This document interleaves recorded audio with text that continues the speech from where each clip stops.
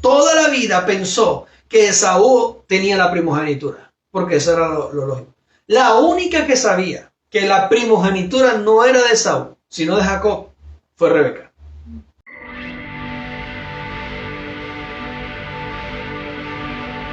Rebeca supo, porque Dios le habló a Rebeca y le dijo, no tengas miedo, no tengas temor de que los dos niños pelean dentro del vientre como luchando, porque lo que hay en tu vientre son dos naciones, son dos pueblos grandes. Pero yo escogí al menor. Oye, explícame eso. Dios le dice, yo escogí al menor para que sea el más grande. Y al mayor, al que van a ser primero, lo escogí para que sea el esclavo de su hermano. Entonces, lógico, Esaú nace Jacob, crecen bajo toda la, digamos, el engranaje social que dictamina que Esaú es el heredero. Y él estaba feliz con eso. Isaac estaba feliz con eso. Pero Rebeca sabía lo que Dios le había hablado. Rebeca sabía que Dios le había dicho, el primogénito no es Esaú, el primogénito es, para mí, Jacob.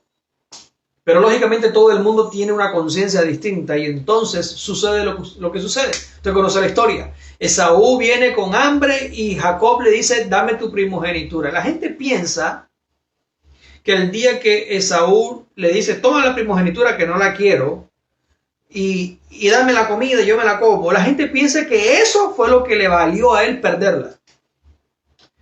Si nos ponemos desde la perspectiva de Dios, de la predestinación, sencillamente Esaú nunca la tuvo. Ese hecho fue lo que hizo evidente al mundo que no conoce, evidentemente no conoce a Dios y no conoce la presencia de Dios. Ese hecho de él decir, te doy mi primogenitura y dame la comida y yo me la como. Ese acontecimiento fue lo que hizo que la gente dijera, claro, él la cambió. Él era el primogénito y la cambió porque tenía hambre y no la valoró. Por eso fue que pasó. La gente piensa eso. Y es válido. Y es válido. Y ese Jacob es un aprovechado. Lo estafó. Es válido que la gente piense eso. Cada quien puede pensar lo que bien le parece. Pero cuando vamos al origen de todo esto, lleguemos al momento preciso. Horas antes del parto, los dos bebés están peleando. Ninguno ha nacido, ninguno ha hecho bien, ninguno ha hecho mal. Rebeca está preocupada y Dios le habla y le dice, no te preocupes, Rebeca, tienes dos naciones en tu vientre y yo escogí al menor para que sea el primogénito. ¿Quién lo escogió? Es la pregunta. ¿Quién lo escogió? ¿Será que Jacob maquiavélicamente diseñó una estrategia y un plan para robarle la primogenitura como si la bendición fuera algo que se alcanza por méritos humanos? ¿Quién puede obligar a Dios a bendecirlo? ¿O quién obliga a Dios para que me vaya mal? Nadie. Nadie puede obligar, cuestionar, amenazar o empujar a Dios a hacer algo. Dios ya había determinado en su presencia que el menor fuera el más grande. Y cuando digo el más grande, Jacob, me refiero a Israel. Dios había determinado que Israel fuera el hijo de Dios mayor y más grande de toda la tierra. Dios lo escogió así desde antes de Jacob nacer. Jacob no estafó a nadie. Jacob no usurpó a nadie. Jacob no obligó a nadie a darle algo que tuviera. Sencillamente Jacob toda la vida, desde que Dios dio la palabra en el vientre, fue el portador bendito de parte de Dios de la primogenitura y de la bendición que vendría sobre su vida. Esaú nunca la tuvo.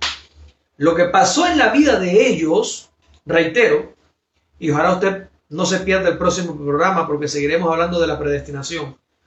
Lo que sucedió en la vida de Jacob y Esaú durante su tiempo cronológico, durante su día a día en la vida, todas las cosas que pasaron, sucedieron para que el mundo fuera testigo de lo que ya Dios había determinado de antemano. ¿De qué fue testigo el mundo? El mundo fue testigo de un hombre como Esaú, que nunca valoró el derecho de la primogenitura de nacimiento. Nunca lo valoró, nunca lo tuvo en cuenta. El mundo se dio cuenta de que Esaú la tuvo en poco. El mundo se dio cuenta de que Esaú se la cambió a Jacob por un plato de lentejas. El mundo se dio cuenta de que Rebeca disfrazó a Jacob para que Isaac le diera la bendición, porque Isaac no sabía el cuento. Isaac quería bendecir al que tenía la herencia, a Esaú. El mundo se dio cuenta de esto. Y al final, cuando Isaac bendice a Jacob, y otro día hablaremos de este tema porque hay algunos aspectos muy interesantes en la conversación que Isaac tiene con Jacob antes de bendecirlo. Y es en ese momento cuando Dios bendice a Jacob y luego llega Esaú, le dice, bendíceme Padre a mí también porque yo soy tu hijo. Isaac le dice, ya toda la bendición se la he dado a tu hermano. No tengo nada que darte a ti. El mundo se dio cuenta de eso. Pero cuando nos salimos del tiempo, del cronos, y nos colocamos en la posición donde Dios está, lo único que podemos ver fue lo que Dios predestinó que sucediera. Y sucedió tal como Dios lo planificó y tal como Dios lo eligió. La razón por la que Esaú hizo todo lo que hizo, la razón por la que Rebeca hizo lo que hizo, y porque Isaac hizo lo que hizo, y porque Esaú hizo lo que hizo, todos ellos vivieron su vida en torno a cumplir el plan y el propósito que Dios había predestinado antes de que ellos nacieran. ¿Sí? ¿Sí me explico? Entonces no había manera, absolutamente no había manera que Esaú no despreciara la primogenitura. Tenía que hacerlo porque ya Dios lo había determinado. No había forma de que Jacob no la quisiera porque ya Dios lo había hecho nacer con el deseo de alcanzarla, humanamente hablando. Pero ya Jacob la tenía. Él era el heredero y sobre él tenía que caer la bendición de Isaac. Y hay muchos temas más al respecto en ese. Vamos a ver si leemos otro versículo de esos de Romanos, que estamos leyendo el capítulo 9, después de esa parte del versículo que leíste. Si quieres leerlo de nuevo y entramos en el contexto del siguiente versículo. Y no solo esto, sino también al concebir Rebeca uno de Isaac, al concebir Rebeca de uno de Isaac nuestro padre, porque aun cuando no habían nacido ni habían hecho algo bueno o ruin para que el propósito de Dios permaneciera conforme a la elección, no por obras sino por el que llama, le fue dicho, el mayor servirá al menor.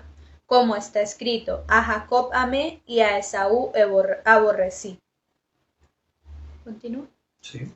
¿Qué diremos entonces? ¿Acaso hay injusticia de Dios? De ninguna manera. Ciertamente a Moisés dice, tendré misericordia del que tenga misericordia, y me compadeceré del que me compadezca. Así pues, no es del que quiere ni del que corre, sino de Dios que tiene misericordia. Amén. Con eso cerramos. Un versículo maravilloso. Cerramos hoy, porque este tema apenas está comenzando a desenvolverse. El tema de la predestinación. ¿Con qué se cierra? Dice, no había hecho ni Jacob ni Esaú, ninguno de los dos había hecho mal o bien para justificar la elección. Porque la elección no es por obras. Dios no elige a una persona por lo bien que sea o por lo bueno que sea. Y Dios no aborrece a una persona porque sea malo. No es por obras que recibimos el llamado, no es por obras que recibimos la gracia, sino por causa del que me quiere llamar. Si Dios me quiso llamar, no importa qué tan malo o qué tan ruin sea, o no importa qué tan bueno sea, si Dios me quiere llamar, me llama. Y si me llama, me perdona, y si me perdona, me salva, y si me salva, me justifica, y si me justifica, me glorifica. Eso es lo que hace Dios. Y puede que no sea una persona mala delante de los ojos de los hombres. De pronto me porto bien, de pronto hago las cosas lo mejor que puedo, pero Dios sencillamente no quiere nada conmigo. Y por eso viene la pregunta del apóstol Pablo. Entonces, ¿hay injusticia de parte de Dios en esto? Y él mismo responde, en ninguna manera. Porque está escrito, a Jacob amé mas a Esaú aborrecí. Y porque le dijo a Moisés, yo tendré misericordia del que tenga misericordia, y me compadeceré del que me compadezca. De modo que no es del que corre y no es del que quiere, sino de Dios que tiene misericordia. Esto confirma lo que hemos hablado la semana pasada y la noche de hoy, de que la razón por la que tú y yo hemos llegado a los pies de Cristo no es porque querramos, y la razón por la que hemos permanecido a los pies de Cristo no es porque corramos para lograrlo. La razón por la que estamos aquí es porque Dios ha tenido y tendrá misericordia de todos aquellos a los que Él llamó, a los que Él escogió. No hay forma de que una persona quiera ser salvo y lo alcance. No hay forma de que una persona se esfuerce corriendo en obras para agradar a Dios y lo logre. No hay manera, eso no sucede así. Sencillamente, si Dios quiere, lo alcanzas. Si Dios quiere, eres salvo. Si Dios te escoge o si Dios te escogió, eso es lo que va a pasar y no hay forma de que suceda diferente.